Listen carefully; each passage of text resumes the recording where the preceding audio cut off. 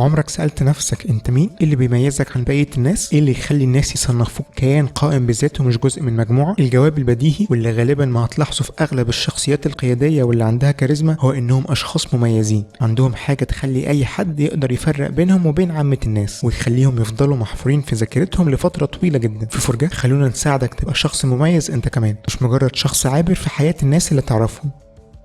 كتير مننا بيعجبهم حركات وكلام بعض الناس سواء من المشاهير او من المعارف والاصدقاء، وبنقرر اننا نقلدهم ونقول او نعمل زيهم في حياتنا اليوميه، واللي للاسف بيدفن شخصيتنا وبيخلينا مجرد مرايه لتصرفات الناس التانيين. نصيحه فرجه ليك انك تحافظ لنفسك على كل ذره من شخصيتك. مفيش مانع من انك تعجب بكلام او بردة فعل احد الناس، لكن ده مش مبرر انك تستخدمه لنفسك على الفور. لو بقيت هادي وناضج واحسنت التصرف، ردود فعلك وكلامك هيبقوا مبهرين لباقي الناس، وساعتها هتلاقيهم هم اللي بيحاولوا يقلدوك.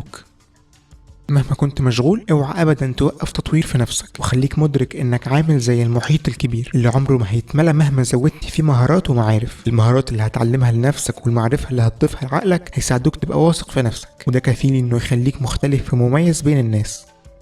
دايما خليك انت الشخص المبادر، الشخص اللي بياخد الخطوة الأولى ومش بيستنى حد ياخدها. 80% من الناس عندهم استعداد يعملوا أي حاجة بس بعد ما يكون في حد تاني أخد الخطوة قبلهم وعملها، لكن اللي يهمنا في الموضوع إن الشخص ده بيفضل عالق في ذاكرة الناس دول كلهم وبيعتبروه قدوة حتى لو ما أبدوش ده بشكل علني. خليك انت الشخص ده، ما تكلمش الناس عنك او عن انجازاتك. الشخص اللي بيحكي عن نفسه من غير اثبات بيرسم لنفسه صورة مش كويسة في عقول اللي حواليه، ناهيك عن انه بيخليك مغرور مع مرور الوقت، خصوصا لو اللي حواليه بينبهروا بكلامه في بداية الامر، لكن بعد كده لما مش بيلاقوا اثبات فعلي لكلامه بيتحول في اذهانهم من شخص مميز لمخدع. علشان كده اتعلم تخلي افعالك وانجازاتك هي اللي تتكلم عنك من غير ما تحتاج انت تقول ولا كلمة.